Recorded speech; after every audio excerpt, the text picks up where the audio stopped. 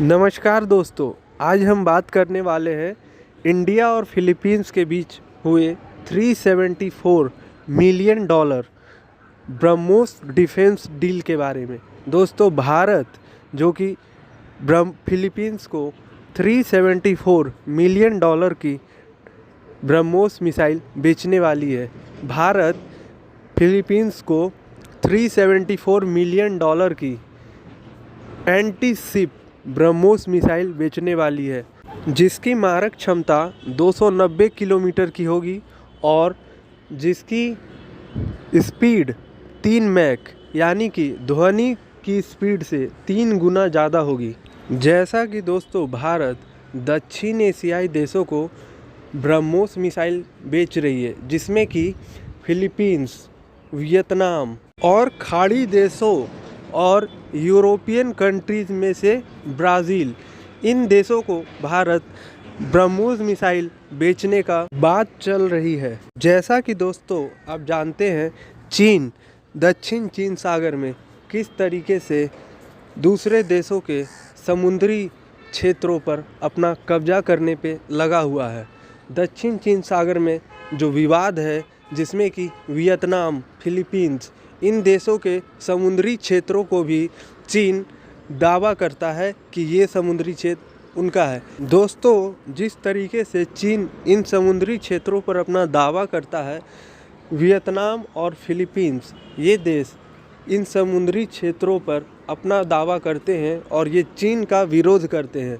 जैसा कि दोस्तों, भारत के साथ फिलीपींस ब्रह्मोस मिसाइल को लेकर बहुत सालों से डील चल रही थी, जिसे कि आज अंतिम रूप दे दिया गया है, डील साइन कर लिया गया है। जैसा कि दोस्तों, फिलीपींस अमेरिका के साथ डिफेंस पैक्ट साइन किया हुआ है, जिसके अनुसार यदि जब भी फिलीपींस पर कोई भी अटैक करता है तो वो अमेरिका पे अटैक माना जाएगा।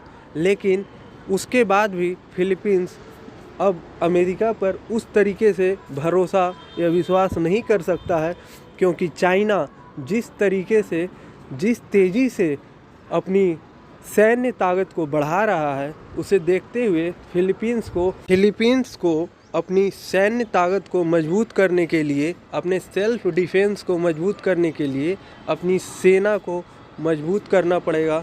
अपनी सेना में नए मिसाइल्स, नए आर्सेनल डालने पड़ेंगे, जिससे कि चीन को चुनौती दिया जा सके।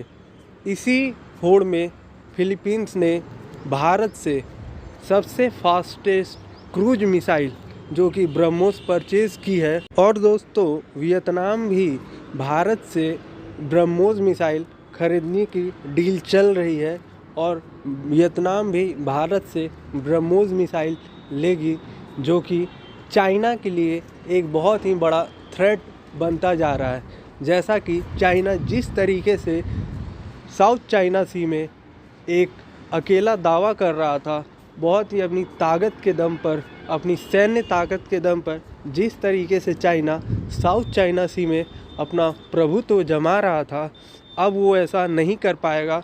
जब वियतनाम और फिलीपींस के पास भी ब्रह्मोस मिसाइल आ जाएगी और इसके पास भी डिफेंस आर्सेनल मजबूत हो जाएंगे, तो चाइना इस तरीके से दावा नहीं कर पाएगा, इस तरीके से उस क्षेत्र पर, विवादित क्षेत्र पर युद्ध की स्थिति पैदा नहीं कर पाएगा, जैसा कि वो अब तक करता आया है।